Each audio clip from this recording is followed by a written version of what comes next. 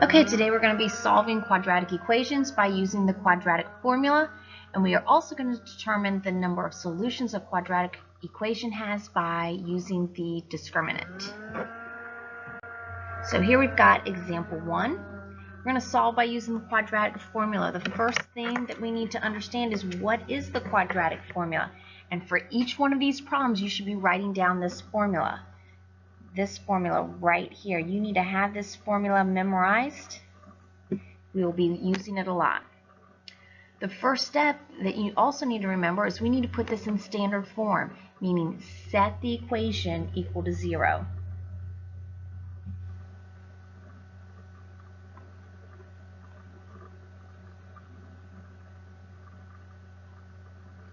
All right, so in order to set it equal to 0, we're going to add 20 to both sides.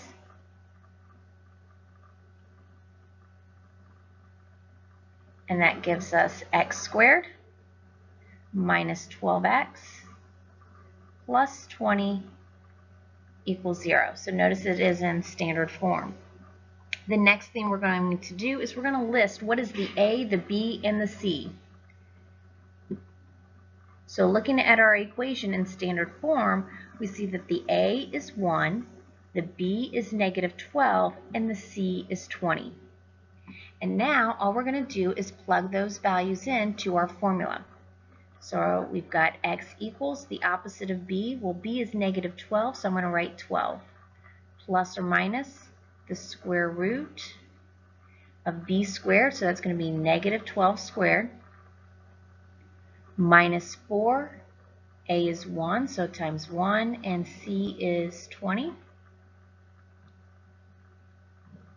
all over 2 times a, which is 1.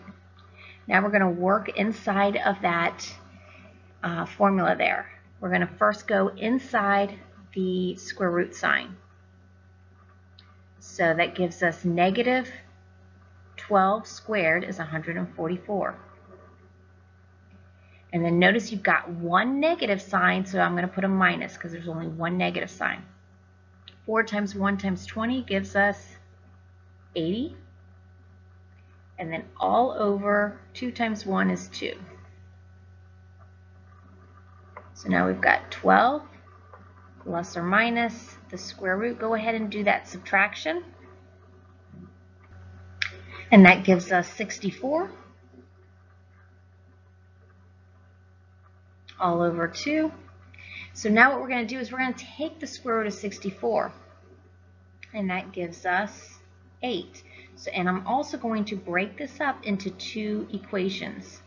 I've got 12 plus 8 divided by 2. And then the other one is 12 minus 8 divided by 2. All right, so now we don't need a calculator to do this. 12 plus 8 gives us 20. 20 divided by 2 gives us 10. And the other one is 12 minus 8 gives us 4. 4 divided by 2 gives us 2. So those are our two solutions there. Also remember, these are our two roots. They are our two x-intercepts. It's also our two zeros. Okay, so what that means, if we were to graph this equation, it would be a parabola and it would intersect the x-axis at 2 and 10. Okay, let's keep going on to example 2. Example 2, well remember our first step is to set it equal to 0. Notice it's already set equal to 0. You're also going to write down the equation. The more you write it, the more you will have it memorized. It will not be given to you on Friday's test. The next thing you want to do is you want to list your A, your B, and your C. So looking here, our A is 3, the B is 5, and the C is negative 12. And remember, the way that we figure that out is standard form is ax squared plus bx plus c equals 0. So that's how we're getting the a, the b, and the c. The a is the number in front of the x squared, the b is the number in front of the x, and the c is the constant, the number all by itself. Now we're going to plug in those values. So that gives me the opposite of b.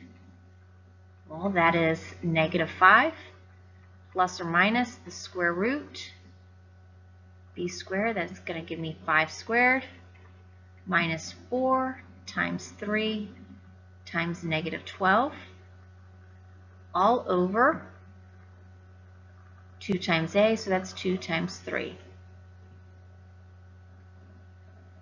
All right, so now let's work inside the radical, inside the square root sign. So 5 squared gives me 25. And then notice here we've got 2 negative signs. Right here and right here. Because I've got 2 negatives are going to make that a positive. And then I do 4 times 3 times 12 because I'm not going to worry about them anymore. Don't worry about those negatives. We already figured out that it's going to be positive. So 4 times 3 times 12 gives me 144 all over 2 times 3, which gives me 6. So now I've got -5 plus or minus. Go ahead and add those together, and that gives you 169 all over 6.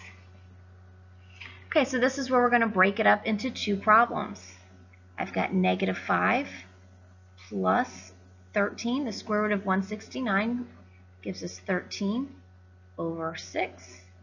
And the other one's going to be -5 minus 13 over 6. So -5 plus 13, that gives us a positive 8. And then 8 divided by 6, that gives us a decimal answer. So we're going to just simplify that as a fraction, or I would also accept 8 over 6, but I'm going to simplify it to 4 over 3. And then -5 minus 13, that gives us -18. -18 over 6, we can divide that, and that gives us 3. So those are our 2 solutions here, also known as the zeros, the roots, and the x-intercepts. Okay, example 3. On this one, remember, we have to set this equal to 0. We have to get it into standard form, so I'm going to subtract 25 on both sides. That gives me 10x squared minus 5x minus 25 equals 0. So now, list your A. Your A is 10. Your B is -5. Your C is -25. Now let's go ahead and plug in to our formula. So that's going to be x equals the opposite of b. That's going to be a positive 5 plus or minus the square root of b squared, -5 squared minus 4 times a is 10 times c is -25 all over 2 times 10. All right, so now let's work inside the radical. -5 squared is -5 times -5, that is 25. Then look to see if we're going to have a plus or a minus next. So I look at our signs and I see I've got 2 negatives, so 2 negatives are going to make that a positive. And then go ahead and multiply 4 times 10 times 25, and that should give us 1,000 all over 2 times 10 gives us 20. So now 5 plus or minus the square root of 1,000 plus 25 gives us 1,025 over 20. Okay, so now we're going to need our calculator to figure out what the square root of 125 is. So now whenever you get that into your calculator, we get 32.01562119. Now, we are going to leave that into our calculator, okay? Because we're going to round at the very end. The very end is whenever you round, not in the middle, not at the beginning. Always at the end is whenever you round. So what we're going to do is we're going to take that and we're going to add it to 5, hit the equal sign, and then divide by 20. Now remember, we're rounding to the nearest tenth. So in my calculator, I get 1.8507 blah blah blah. Well, to the nearest tenth, well, this is the 10th place. So we look over to the right. Since it's 5 or more, I add 1 to this and cut everything else out. So that means our answer is 1.9. Now let's do the same thing, but now with the minus. So I'm going to into the calculator into the calculator I'm taking the square root of 1025. Now what I want you to do is I want you to hit your negative sign. And then because the 5 is positive, we're going to hit plus 5, hit the equal sign, and then divide by 20. And in your calculator, you should have gotten negative 1.350 blah blah blah. So we're going to the nearest 10th place. So there's the 10th. Look over to the right. Because it's 5 or more, we're going to add 1 to it, cut everything else off. So that gives us negative 1.4. So our two solutions are 1.9 and negative 1.4. All right, let's move on to example. Or no, let's go ahead and do our discriminant here. The discriminant tells you how many solutions you have. Okay, so remember, we can have 0 solutions, 1 solution, or 2. So those are the different ones that we can have. We could have 0, which means that it would be no solution. We could have 1, or we could have 2 solutions. Okay, so let's remember what the graph looks like whenever it's no solution. So our graph would mean it could be going up, and if it was going up, that it would be above the x-axis, or the parabola could be going below the x-axis, but it would be pointing down, something like that. So it could be either one of those. Okay, so that's what it would look like if you got no solution, or if you graphed it. Now the discriminant, you would know that it would look like that if you got a negative number for the discriminant.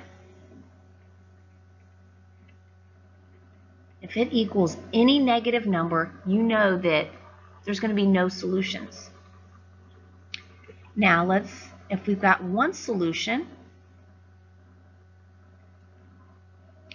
what that looks like is that the parabola, the vertex, is touching that x-axis. And remember, this parabola could be going up or it could be going down. And if it's going down, it's just hanging onto that x-axis. Now, how would we know if looking at the discriminant value? If the discriminant value equals 0, if you get 0, that means you've got 1 solution. All right, now let's look to see what it's going to look like if you have 2 solutions. Remember, if you've got 2 solutions, that means the parabola is cutting through the x-axis at 2 points. So that would be if you've got a positive number whenever you did the discriminant. All right, so let's look at an example that we'll use where we're using the discriminant.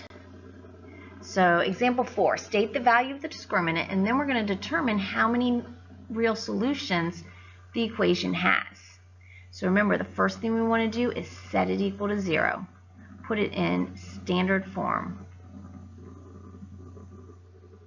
All right, so whenever we do that, we're going to add 3 to both sides. and that gives us 4x squared plus 5x plus 3 equals 0. Now the discriminant is b squared minus 4ac. That is our formula for it. So let's go ahead and list our a is 4, our b is 5, and our c is 3. We're going to go ahead and plug those into our formula, so that gives us 5 squared minus 4 times a is 4, and then c is 3. 5 squared gives us 25. How many negatives do I have? I only have one negative, so that's going to be a minus. 4 times 4 times 3 gives us 48. And then 25 minus 48 gives us negative 23. So that is the value of the discriminant. That's the first part. We're stating the value of the discriminant. And the last part says determine how many solutions. Well, remember from the previous slide, if you have a negative number, that means you have no solutions or 0 solutions. 0 solutions. So that means it will not intersect that x-axis. All right, that's it for the notes. If you've got any questions, please let me know.